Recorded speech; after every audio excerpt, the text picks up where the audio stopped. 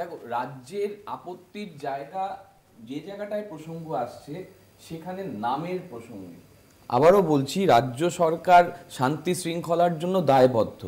দল হিসেবে তৃণমূল কংগ্রেস সাম্প্রদায়িক সম্প্রীতি, ধর্মনিরপেক্ষতা, তাহলে হুমায়ুন কবিরের বিরুদ্ধে এত কঠোর মনোভাব কেন? সেটাই আসলাম দলের কনটেক্সটে। সরকার আদালতে শান্তি শৃঙ্খলার কনটেক্সটে কথা বলে।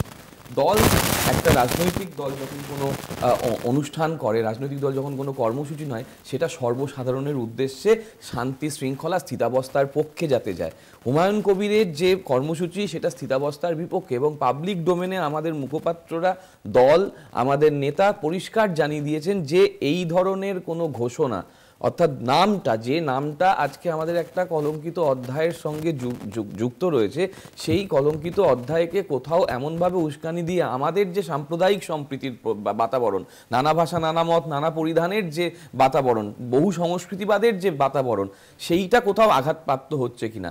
আবার যেটা দিদি গতকাল বলেছেন তার মালদার সভায়, বহরমপুরের সভায়, যে কোথাও গিয়ে বিজেপির এজেন্ট হিসেবে কাজ করার যে প্রবণতা, সেটা আসছে কিনা। নয়তো কি করে একটা মানুষ আগে থেকে 31 জনের একটা কমিটি বানিয়ে ফেললো, আগে সাসপেন্ড হওয়ার সঙ্গে সঙ্গেই 31 জনের কমিটি, দলের নাম, দলের লোগো, অর্থাৎ কোথাও গিয়ে দল এটা বুঝতে পেরেছে যে এটা একটা অনুষঙ্গ মাত্র। 2024-এর লোকসভা নির্বাচনের সময় আমরা দেখেছিলাম যে একটি ভিডিও ভীষণ রকম ভাবে ভাইরাল হয়েছিল, এবং যেখানে চূড়ান্ত উস্কানিমূলক এবং আপত্তিকর মন্তব্য এই হুমায়ুন কবির করেছিলেন।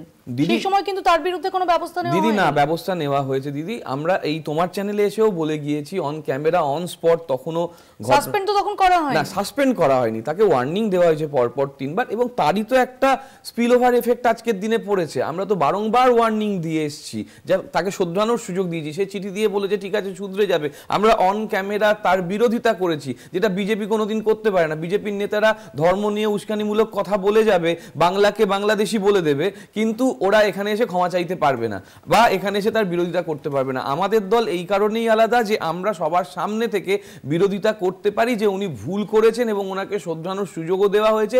না শোধরানোর ফলে এবং ক্রমান্বয়ে দলকে ভেতর থেকে কালিমালিপ্ত করা, বাইরে থেকে দলের ভাবমূর্তি নষ্ট করা, এবং একই সঙ্গে দলকে ভাঙার যে প্রক্রিয়া, দেশে রাজ্যের যে আভ্যন্তরীণ শান্তি শৃঙ্খলা, সেটাকে উস্কানিমূলক জায়গায় এমন পৌঁছে দেওয়া যাতে মানুষে মানুষে বিভাজন বেড়ে যায়, সেইটা দল নজরে রেখেছিল। এবং শেষমেশ দেখলো যে এই লোকটা শোধরানোর নয়, তাই তাকে দল তার জায়গা থেকে সরিয়ে দিল। আমাদের আরেকটা জায়গা দিদি মাথায় রাখতে হবে, যে তৃণমূল কংগ্রেস একমাত্র দল, যে দলটার নাম টিএমসির মধ্যে দিয়ে টেম্পল মস্ক চার্চ করা যায়। আমরা কিন্তু সর্বধর্ম সমন্বয়ের যে বাংলার সনাতনী ঐতিহ্য, সেটাকে মেনে চলি। সেই কারণে আমাদের কিন্তু সমস্ত ক্ষেত্রে মাননীয়া দিদি যখন মন্ত্রী ছিল, তোমার খেয়াল থাকবে যে উনি যেমন তারাপীঠের যে মন্দিরের উন্নয়নের সঙ্গে সঙ্গে স্টেশনগুলোর যে উন্নয়নের কল্প করেছেন, মানে দক্ষিণেশ্বর স্টেশন হোক, তারাপীঠ স্টেশন হোক, ওখানে কিন্তু একটা জায়গা ছিল। আবার আমাদের এখানে যে মোজায়েন মেম ভাতা নিয়ে নানান বিতর্কে আমাদের ফেস করতে হয়েছে, সেটাও আমাদের ছিল। ফলে আমরা সামগ্রিকভাবে সর্বধর্ম সমন্বয়ে বিশ্বাসী।